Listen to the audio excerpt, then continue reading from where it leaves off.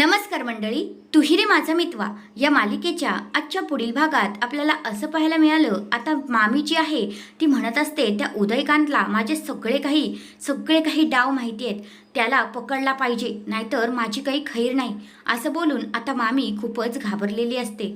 दुसऱ्या बाजूला अर्णवचे बाबा ईश्वरीला म्हणत असतात की ईश्वरी काहीही कर, पण माझ्या अर्णवला माझ्यासोबत बोलतं कर ग, मला नाही सहन होत आहे असं ते आता ईश्वरीला रिक्वेस्ट करत असतात आणि ईश्वरी त्यांना दिलासा देते.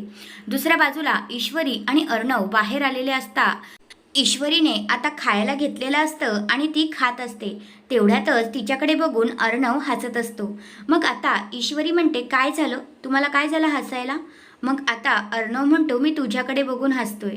तर ईश्वरी म्हणते, मी खाते म्हणून हसताय ना? तर अर्णव म्हणतो, नाही, मी तुझ्याकडे बघून हसतोय. मग ईश्वरी आता इथे लाजते. दुसऱ्या बाजूला जी मामी आहे ती सगळं काही शोधाशोध करत असते आणि तिला उदयकांतच्या रूममध्ये काहीच भेटत नाही.